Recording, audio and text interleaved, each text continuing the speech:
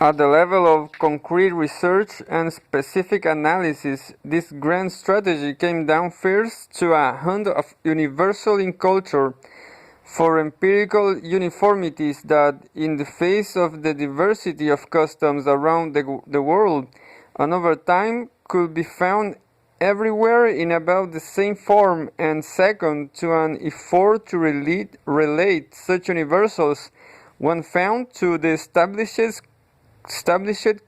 constant of human biology, psychology, and social organization.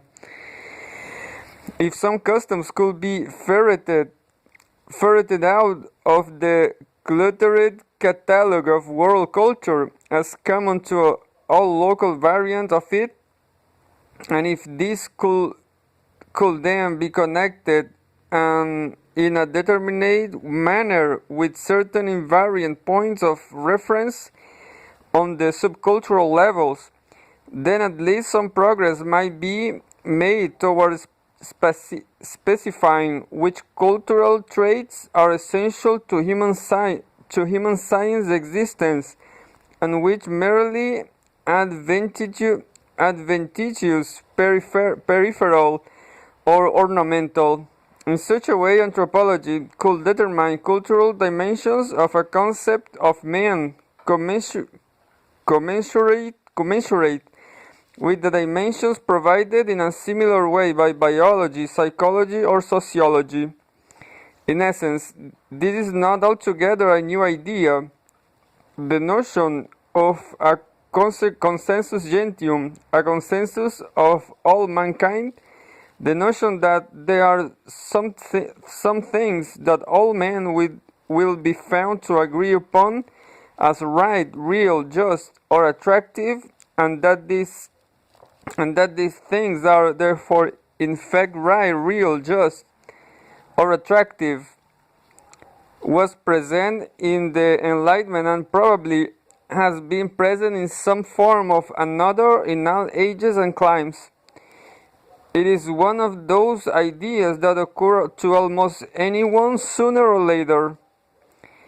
Its development in modern anthropology, however, beginning with Clark Whistler's elaboration in the 1950s of what he called the universal cultural pattern, through Bronislaw Malinowski's presentation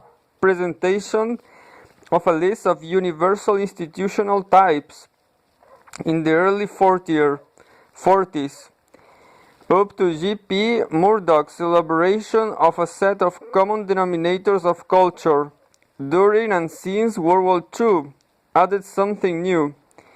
It is added the notion that, to quote Clay Kluchon, perhaps the most persuasive of the consensus gentius theorists, some aspects of culture take their specific forms solely as a result of historical accidents. Others are tailored by forces which can properly be designated as universal. With this, man's cultural life is split in two. Part of it is, like Mascow's actor's garb, independent of man's Newtonian inward motions. Part is an emanation of those motions themselves. The question that then arises is, can this halfway house between the 18th and 20th centuries really stand?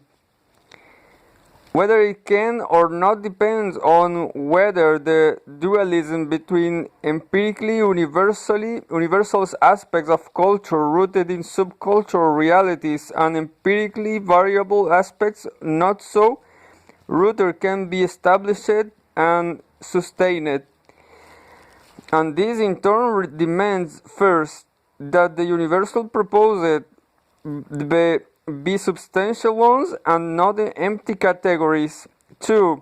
That they be specifically grounded in particular biological, psychological, or sociological processes, not just vaguely associated with underlying realities. And third, that they can convincingly be defended as core elements in a definition of humanity in comparison with which the much more numerous cultural particularities are of clearly secondary importance. On all three of these counts, it seems to me that the consensus gentium approach fails. Rather than moving towards the essentials of the human situation, it moves away from them. The reason the first of these requirements, that the proposed universals be substantial ones and not empty or near empty categories, has not been met,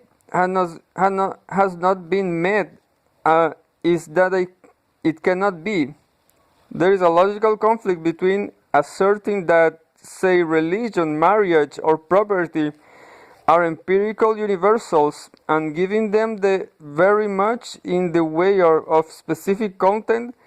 For to say that they are empirical universal is to say that they have the same content, and to say they have the same content is to fly in the face of the undeniable facts that they do not. If one defines religion generally and intermediately as man's most fundamental orientation to reality, for example, then one cannot at the same time assign to that orientation is highly circumstantial content, for clearly what composes the most fundamental orientation to reality among the transported Aztecs, lifting pulsing herds torn life from the chest of human sacrifices towards the heavens, is not what comprises it among the stolid Sunni, dancing their great mass supplications to the benevolent gods of rain. The obsessive ritualism and unbuttoned polytheism of the Hindus express a rather different view of what the really real is really like from the uncompromising monotheism and austere legalism of Sunni Islam. Even if one does try to get down to less abstract levels and asserts, as Kluckhohn did, that a concept of the afterlife is universal, or Malinowski did, that a sense of province is universal, the same contradiction haunts one. To make the generalization about an afterlife stand up alike for the Confucians and the Calvinists, the Zen Buddhists and the Tibetan Buddhists, one has to define it in most general terms, indeed, so general in fact that whatever force it seems to have virtually evaporates. So too with any notion of a sense of province, which can include under its wing both Navajo notions about the relations of God to men and Trobriand ones, and as with religions, so with marriage, trade, and all the rest of what A.L. Kroeber called fake universals, down to the seemingly tangible, a matter as shelter, that everywhere people made and produce children have some sense of mine and thine, and project themselves in one fashion or another from rain and sun, are neither false nor, for some point of view, unimportant, but they are hardly very much help in drawing a portrait of man that will be a true and honest likeness, and not an untenuted John K. Public sort of cartoon. My point, which should be clear and hope will become even clearer in a moment, is not that there are no generalization that can be made about a man as man, save that he is a most various animal, or that the study of culture has nothing to contribute towards the uncovering of such generalizations. My point is that such generalizations are not to be discovered through a Baconian research for cultural universals, a kind of public opinion polling of the world's peoples in search of a consensus gentium that does not in fact exist, and further that the attempt to do so leads to precisely the sort of relativism the whole approach has precisely designed to avoid. Sunni cultures prices restraint. Klusholm writes, Kwakiutl culture encourages exhibitionism on the part of the individual. These are contrasting values, but in adhering to them, the Sunni and Kwakiutl show their allegiance to a universal value, the prizing of the distinctive norm of one's culture. This is sheer evasion, but it is only more apparent, not more evasive, than discussions of cultural universals in general. What, after all, does it avail us to say with Herkovitz that morality is a universal, and so its enjoyment of beauty, and some standard of truth? If we are forced in the very next sentence as he is to add that the many forms these concepts take are but products of the particular historical experience of the societies that manifest them.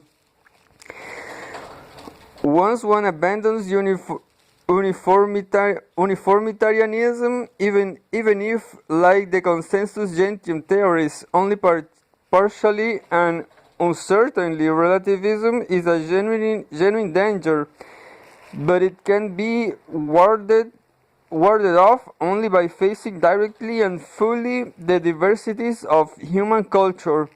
The Sunnis restraint and the Kwakiutl exhibitionism, and embracing them with the body of one's concept of men, not by gliding past them with vague tautologies and forceless banalities.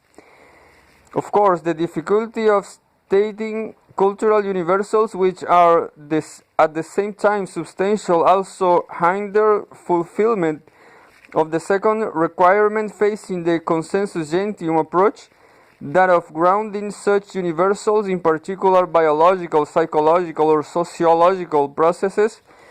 But there is more to it than that.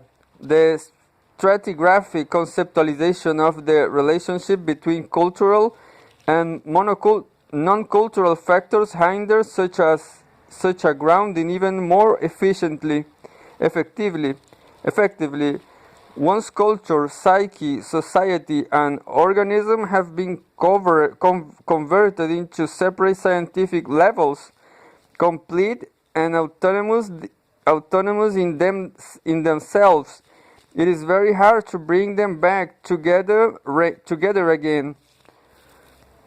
The most common way of trying to do so is through the utilization of what are called invariant points of reference.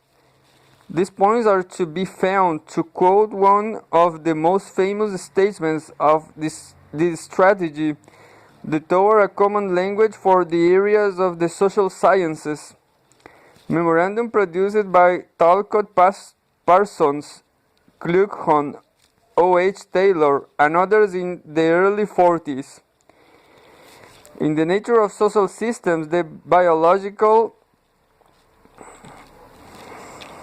and psychological nature of the components individuals, in the external situations in which they live and act, in the necessity of coordination in social systems, in culture, this fuzzy structure are never ignored.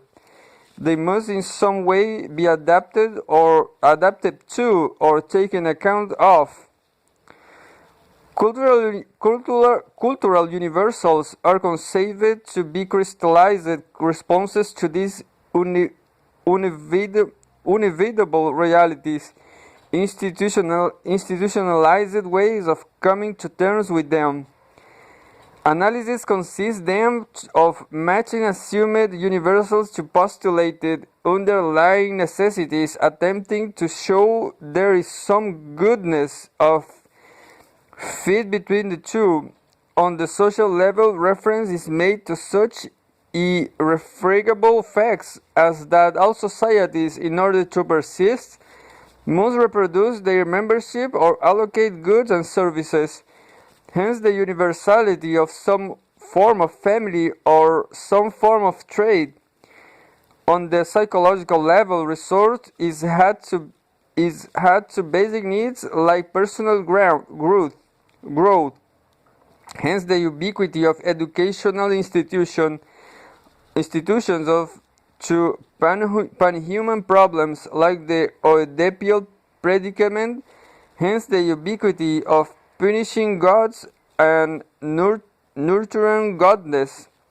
Biologically, there is metabolism and health. Culturally, dining customs and curing procedures, and so on.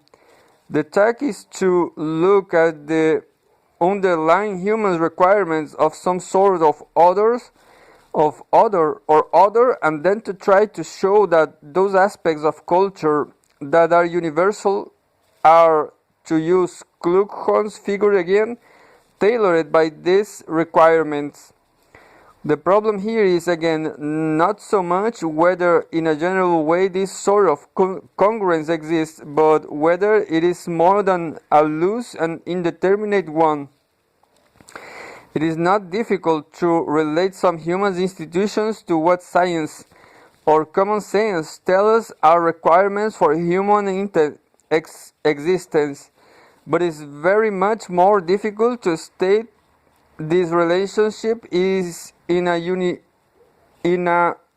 unequivocal form. Not only does almost any institution serve a multiplicity of social, psychological, and organic needs, so that to say marriage is a mere reflex of the social need to reproduce, or that dining customs are reflex of metabolic necessities, is to core parody. But there is no way to state in any precise and testable way the interlevel relationships that are conceived to hold. Despite fierce appearances, there is no serious attempt here to apply the concepts and theories of biology, psychology, or even sociology to the analysis of culture. And of course, not even a suggestion of the reverse exchange, but merely a placing of supposed facts from the cultural and subcultural levels side by side, so as to induce a vague sense that some kind of relationship between them, an obscure sort of tailoring obtains. There is no theoretical integration here at all, but a mere correlation, and that intuitive or separate findings. With the levels approach, we can never ever, even by invoking invariant points of reference, construct genuine functional interconnections between cultural and non-cultural factors. Only more or less persuasive analogies, parallelisms, suggestions, and affinities. However, even if I am wrong, as admittedly many anthropologists will hold, in claims that the consensus gentium approach can produce neither substantial universal nor specific connections between cultural and non-cultural phenomena to explain them, the question still remains whether such universals should be taken as the central elements in the definition of man, whether a lowest common denominator view of humanity is what we want anyway. This is, of course, now a philosophical question, not as much a scientific one, but the notion that the essence of what it means to be human is most clearly revealed in those features of human culture that are universal rather than in those that are distinctive to these people, or that is a prejudice we are not necessarily obliged to share. It is in grasping such general facts that man has everywhere some sort of religion, or in grasping the richness of this religious phenomenon, or that Balinese trains or Indian ritualism, Aztec human sacrifice, or Sunni rain dancing, have that we grasp him. Is the fact that marriage is universal, if it is, as penetrating a comment on what we are as the facts concerning Himalayan polyandry, or those fantastic Australian marriage rules, or the elaborate bride price systems of Bent to Africa. The comment that Cromwell was the most typical Englishman of his time precisely in that he was the oldest may be relevant in this connection. 2. It may be in the cultural particularities of people, in their oddities, that some of the most instructive revelations of what it is to be generically human are to be found, and the main contribution of science of anthropology to the construction or reconstruction of a concept of man may then lie in showing us how to find them.